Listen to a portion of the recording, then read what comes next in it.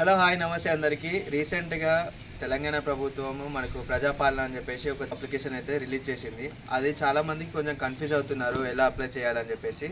So దాని గురించి నేను డీటెయిల్గా ఎక్స్ప్లెయిన్ చేస్తాను. మనకు దరఖాస్తుదారుని వివరాల గురించి, కుటుంబ సభ్యులు ఎవరెవరిని మనం యాడ్ చేయాలి, అండ్ మనకి ఇక్కడ మహాలక్ష్మి పథకం కింద మనకు గ్యాస్ ఇచ్చారు కదా, అది ఎవరైతే యాడ్ చేసుకోవాలో అది కూడా డీటెయిల్ చెప్తాను. అండ్ ఇల్లు లేని వాళ్ళు మేము కరెంటు బిల్ ఎలా యాడ్ చేసుకోవాలని చెప్పేసి అడుగుతున్నారు, అది కూడా నేను క్లారిటీగా ఎక్స్ప్లెయిన్ చేస్తాను ఇందులో. సో ఫస్ట్ వచ్చేసి మనకు దరఖాస్తుదారుని వివరాలలో ఫస్ట్ ఇంటి యజమాని అని అన్నారు కదా. యజమాని అంటే తండ్రి పేరు యాడ్ చేస్తాం కదా ఎక్కువ. సో అలా కాకుండా మనకు రేషన్ కార్డు ఉంటుంది కదా, రేషన్ కార్డులో మన మదర్ పేరుతోటే రేషన్ కార్డు మనకి రిలీజ్ చేశారనమాట. సో మదర్ పేరు మనం యాడ్ చేసి మనం ఈ ఇంటి యజమాని పత్రాన్ని స్టార్ట్ చేసుకోవాలి.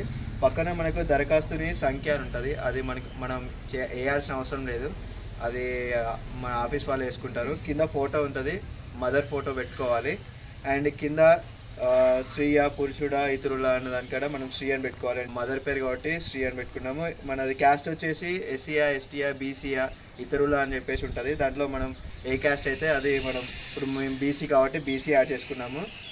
పుట్టిన తేదీ మనకు ఆధార్ కార్డ్ ప్రకారంగా పుట్టిన తేదీ ఏదైతే ఉంటుందో మదర్ నేమ్ది, సో అదే కరెక్ట్ వేయాలి, లేదంటే అప్లికేషన్ రిజెక్ట్ అవుతుంది. కింద ఆధార్ కార్డ్ నెంబర్ కూడా మదర్ వేయాలి. రేషన్ కార్డ్ నెంబర్ కూడా మనకి ఏదైతే వచ్చిందో అదే రేషన్ కార్డ్ నెంబర్ వేయాలి. ఒకవేళ మీకు లేకపోతే మీరు అక్కడ లేదు అని చెప్పేసి పెట్టేసుకున్నా కూడా మీరు మీ సేవకు పోయి రేషన్ కార్డ్ అప్లై చేసుకున్నాక వచ్చిన ఫామ్ని దీనికి అటాచ్ చేసుకుంటే సరిపోతుంది. అండ్ కింద మొబైల్ నెంబర్ మనది ఇచ్చేసుకోవాలి. అండ్ వృత్తి హౌస్ వైఫా, అగ్రికల్చరా, లేకపోతే ఏదైనా జాబ్ చేసినా ఏదైనా ఒకటి పెట్టుకోవాలి. హౌస్ వైఫ్ అయితే హౌస్ వైఫ్ అని పెట్టుకోండి. కింద కుటుంబ వివరాలు, ఇక్కడ కుటుంబ వివరాలలో చాలామంది అడుగుతున్నారు కదా, ఇప్పుడు మా బ్రదర్కి మ్యారేజ్ అయిపోయింది, మా చెల్లెకి మ్యారేజ్ అయిపోయింది, వాళ్ళని యాడ్ చేయొద్దా అని చెప్పేసి అడుగుతున్నారు.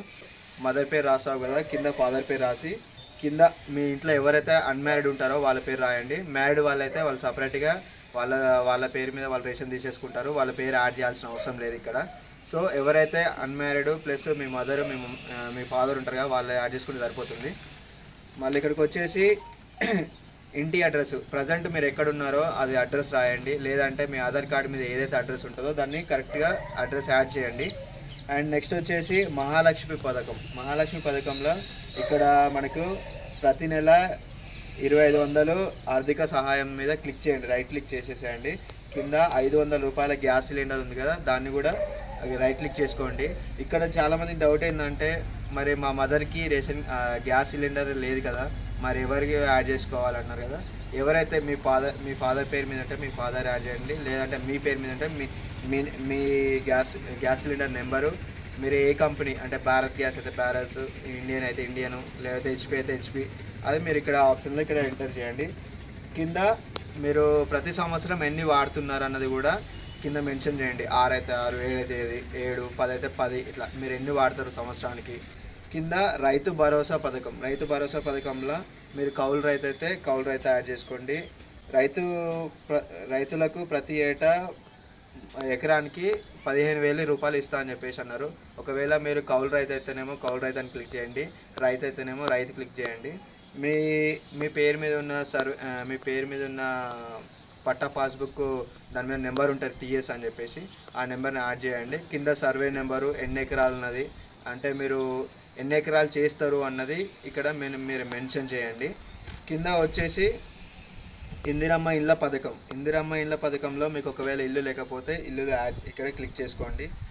అండ్ ఒకవేళ మీరు అమరవీరులు ఉద్యమకారులు అయితే మీకు యాడ్ చేసుకోండి. ఒకవేళ మీరు ఉద్యమంలో పాల్గొని జైలుకు పోయి ఉన్నారు అనుకోండి, మీరు అది కూడా క్లిక్ చేసుకోవచ్చు అది. అండ్ ఇంకొకటి గృహజ్యోతి పథకంలో కుటుంబానికి ప్రతి నెల 200 యూనిట్ల ఉచిత విద్యుత్ ఇస్తున్నారు. ఒకవేళ మీరు ఎంత వాడుతున్నారు, మేము 0 to అంటే మీరు 0 నుంచి 100 యూనిట్లు వాడతాము, లేదంటే 100 నుంచి 200 యూనిట్లు వాడతాము, దానికన్నా ఎక్కువ వాడతామని అంటే మీరు యాడ్ చేసుకోండి. మేమైతే 200 యూనిట్ల వరకు వాడతాం కాబట్టి నేను మిడిల్లో టిక్ చేసుకున్నాను. కింద వినియోగదారుల విద్యుత్ మీటర్ సంఖ్య, అంటే మన ఇంటికి ఉన్న విద్యుత్ మీటర్ ఉంటుంది కదా, ఆ మీటర్ పైన ఒక నెంబర్ ఉంటుంది, ఆ నెంబర్ యాడ్ చేసుకోవచ్చు. లేదంటే కరెంటు బిల్ వస్తుంది కదా, కరెంటు బిల్లు మీద కూడా మనకు దానికి సంబంధించిన ఈ నెంబర్ ఉంటుంది, అది యాడ్ చేసుకోండి.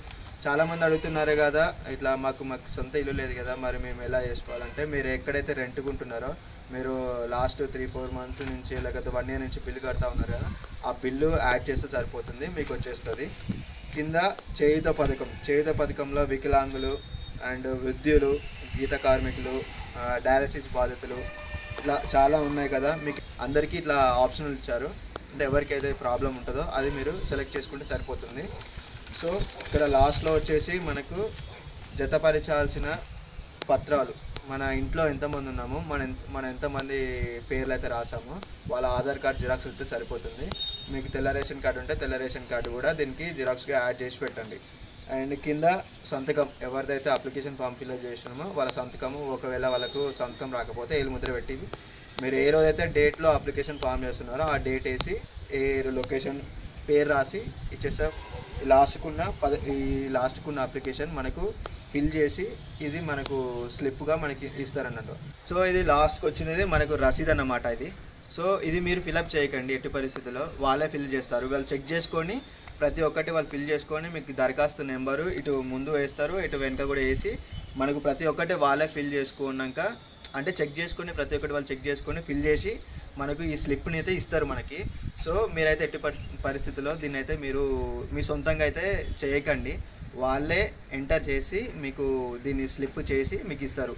సో ఫ్యూచర్లో మీరు అడగడానికి కూడా ఆస్కారం ఉంటుంది వాళ్ళని.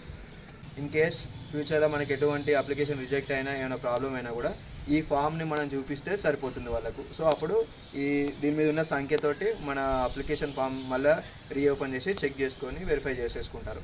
సో ఇదండి, ఇలా మీరు చేసుకుంటే మీకు ఈజీ అయిపోతుంది. ఒకవేళ మీకు ఎటువంటి డౌట్లు ఉన్నా కింద కామెంట్లో మెన్షన్ చేయండి. అండ్ మీకు ఈ వీడియో నచ్చితే లైక్ చేయండి and don't forget to subscribe. And ఇది ఇలానే మీరు నలుగురికి చెప్పాలని చెప్పేసి ఈ వీడియో చేస్తున్నాను. Thank you for watching.